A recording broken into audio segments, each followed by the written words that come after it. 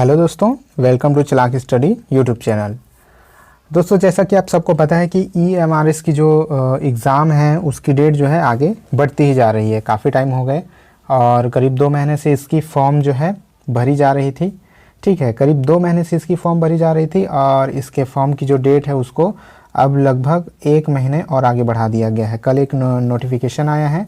ठीक है, एक नोटिस जो है NTA के वेबसाइट पर एक नोटिस अपलोड किया गया है जिसमें ये बताया गया है कि पेंडेमिक की वजह से, कोरोना की वजह से बहुत कुछ सही नहीं चल रहा है, जिसके वजह से जो है एग्ज़ाम की डेट को आगे बढ़ाया जा रहा है और जो फॉर्म जो भरने की डेट है उसको भी आगे बढ़ाया गया है।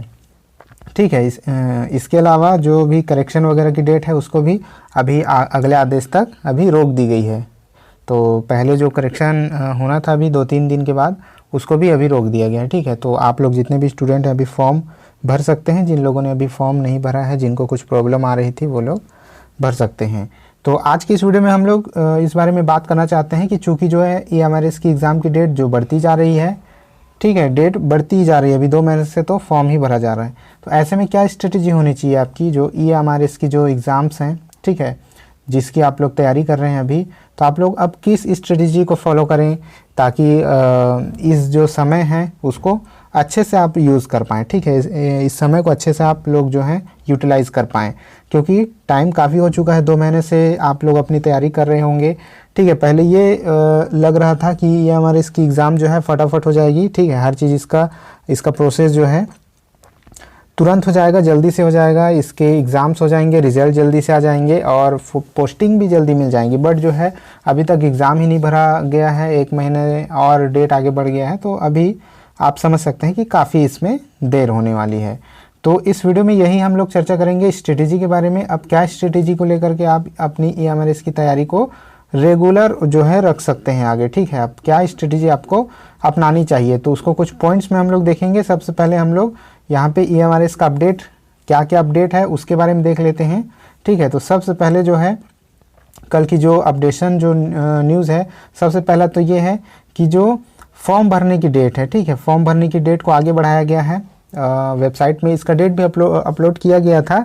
NTA का जो वेबसाइट है, NTA का जो वेबसाइट है जहाँ पर फॉर्म भरे जा रहे हैं, उसमें डेट भी अपडेट किया गया था, जिसको बाद में हटा दिया गया है। और इस डेट को उसमें मतलब ये लिखा हुआ था कि जो 31 मई था जो डेट जो है उसको 1 महीने आगे डिले कर दिया गया है, मतलब 1 महीने बढ़ा दिया गया है उसको। ठीक है, फॉर्म सबमिशन का जो डेट है उसको, तो आप लोग अभी आराम से फॉर्म भर सकते हैं।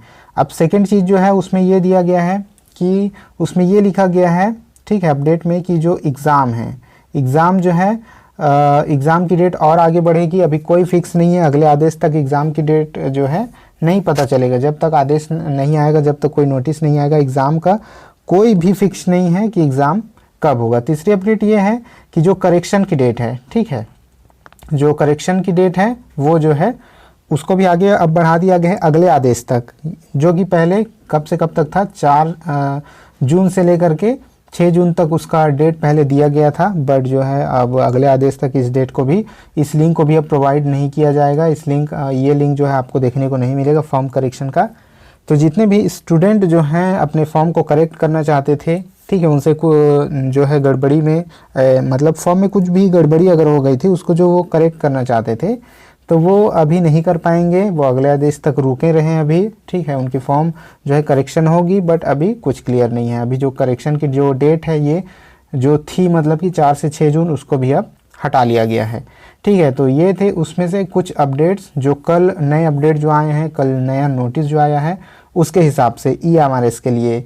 तो जो है एग्ज़ाम की डेट कंफर्म नहीं है, फॉर्म 1 महीने तक सबमिट होगा अभी और करेक्शन की डेट जो अगले आदेश तक बंद कर दिया गया है।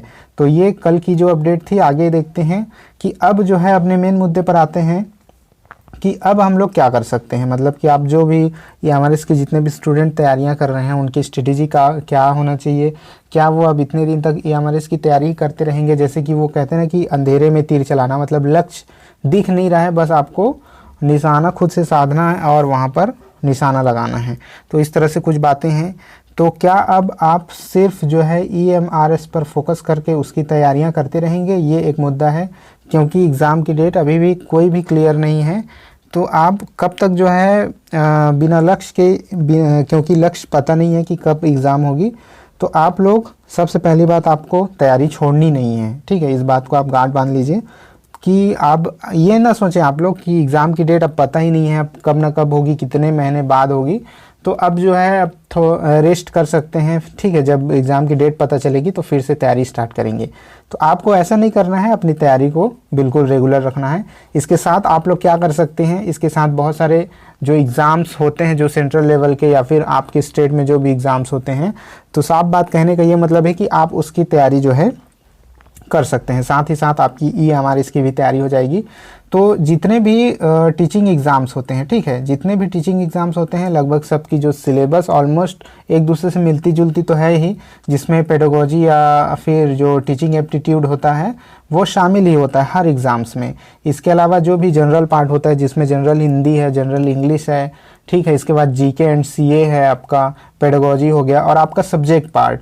आप जिससे भी फॉर्म भरते हैं, चाहे आप TGT से हों या फिर आप PGT से हों, जिससे भी आप फॉर्म फिलअप करते हैं, अगर आप साइंस की तैयारी कर रहे हैं, साइंस TGT की, तो आप चाहे सेंट्रल गवर्नमेंट का एग्ज़ाम दें या फिर स्टेट लेवल का एग्ज़ाम दें, आपको साइंस पढ़ना ही पड़ेगा। अगर आप मैथ PGT की तैयारी कर रहे हैं तो आप चाहे KVS का एग्ज़ाम दें, चाहे DSSB का एग्ज़ाम दें, चाहे EMRS का एग्ज़ाम दें, आपको वही मैथ पढ़ना पड़ेगा। मैथ तो चेंज होगा नहीं।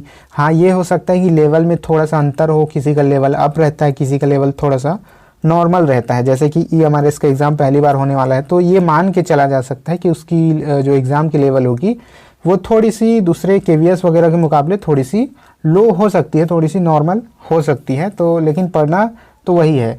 तो आप लोग जो हैं बहुत सारे जो सेंट्रल एग्ज़ाम हैं, जैसे कि आप KVS कह सकते हैं, और इसके बाद NVS हो सकता है, ठीक है। इसके बाद जो अभी काफ़ी सारे पोस्ट निकले हुए हैं किसके, DSSB के, तो इन सभी को जो है आप इन सभी की तैयारियां रेगुलर रख सकते हैं, इन सभी की तैयारियां आप कर सकते हैं, ठीक है। आने वाले समय में जो है KVS के भी पोस्ट आने की पूरी संभावना है, क्योंकि अभी ट्रांसफ़र वगैरह होना स्टार्ट हो गया है, ठीक है। प्रिंसिपल का भी ट्रांसफ़र होना स्टार्ट हो चुका है। ट्रांसफ़र लेटर कहने का मतलब है, उनका ट्रांसफ़र लेटर जो है जारी हो चुका है।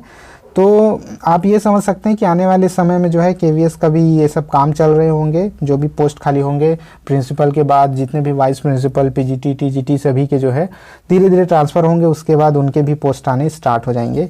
तो आप इन सभी के लेवल की तैयारियां स्टार्ट कर सकते हैं। पढ़ना आपको वही है, चाहे आप हिंदी के विद्यार्थी हैं या फिर इंग्लिश के कैंडिडेट हैं, मैथ है, साइंस है, संस्कृत के जितने भी जिस भी सब्जेक्ट के हैं, तो मटेरियल तो सेम रहेगा, आपका लेवल अलग हो सकता है, मटेरियल आपको सेम पढ़ना है। तो इन सभी की तैयारियां करते हुए, हाई लेवल की तैयारी करते हुए आप अपने EMRS की तैयारी को रेगुलर रख सकते हैं। ये ज़रूरी नहीं है कि सिर्फ EMRS के हिसाब से आप लोग तैयारी करें।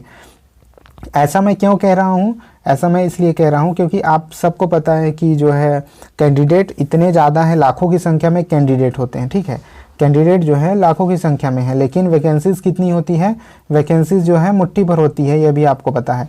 तो चूंकि सभी का जो सिलेक्शन तो होगा नहीं, किसी भी एग्ज़ाम की बात मैं कर रहा हूँ, मैं EMRS का ही नहीं कर रहा हूँ बात जो है, तो किसी भी एग्ज़ाम्स में जो है कैंडिडेट बहुत ज़्यादा मात्रा में होते हैं और वैकेंसीज़ मुट्ठी भर होते हैं, तो सभी का सिलेक्शन होना तो नामुमकिन है। तो आप सबकी तैयारियां करिए, सभी के फॉर्म फिलअप करिए, किसी में तो ज़रूर लगेगा, आपकी मेहनत कभी ना कभी तो सफल ज़रूर होगी।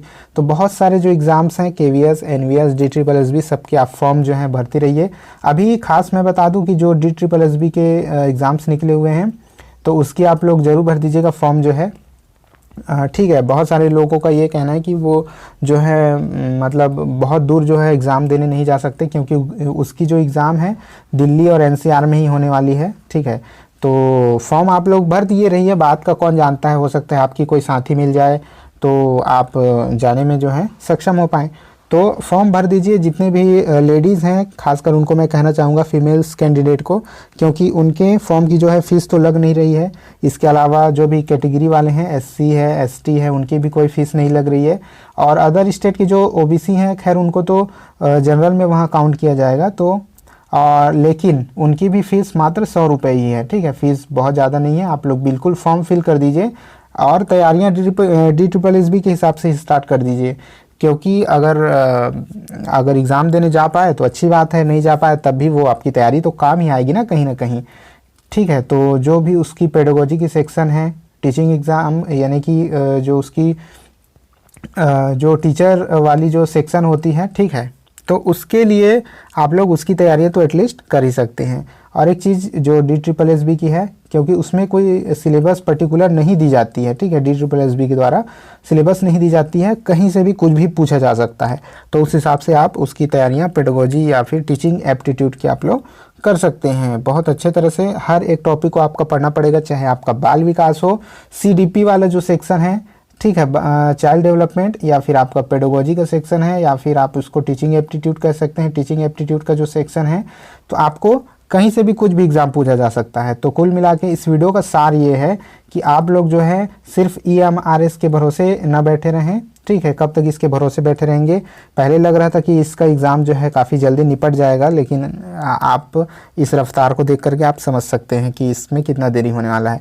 तो सिर्फ इसकी तैयारियां ना करें, बल्कि इसके अलावा आपका KVS है, NVS है और DSSB है, इसकी जो सेंट्रल लेवल की है उसकी तैयारी आप लोग करिए। इसके अलावा जो आपकी स्टेट लेवल की जो भी एग्ज़ाम्स हो रहे हैं, होने वाले हैं, या फिर भविष्य में कभी भी आने वाले हैं, आपको लग रहा है वैकेंसी, तो आप अपने स्टेट लेवल की भी तैयारी कर सकते हैं, ठीक है। तो ये थी एक बात कि आप लोग जो है वेरियस एग्ज़ाम्स की अब तैयारी करिए, क्योंकि जैसा मैंने कहा कि लगभग जितने भी टीचिंग एग्ज़ाम्स होते हैं सभी के सिलेबस ऑलमोस्ट सेम होते हैं। नंबर घटा बढ़ा दिया जाता है, किसी में पेडागोजी ज़्यादा पूछ लिया जाता है, ठीक है, किसी में सब्जेक्ट का पार्ट ज़्यादा पूछ लिया जाता है। तो आप अपने सब्जेक्ट पार्ट और पेडागोजी इसको लेकर के एटलीस्ट चल ही सकते हैं, ठीक है। इसके अलावा जितने भी चीज़ें हैं, हिंदी, अंग्रेजी और जीके CA, कंप्यूटर, इन सभी को थोड़ा थोड़ा लेते हुए चल सकते हैं, क्योंकि ये भी जो है अच्छे फैक्टर साबित होते हैं, डिसाइडिंग फैक्टर साबित होते हैं। जो अंग्रेजी है, ठीक है, हिंदी है और जीके CA है, तो इनको भी इग्नोर बिल्कुल मत कीजिएगा।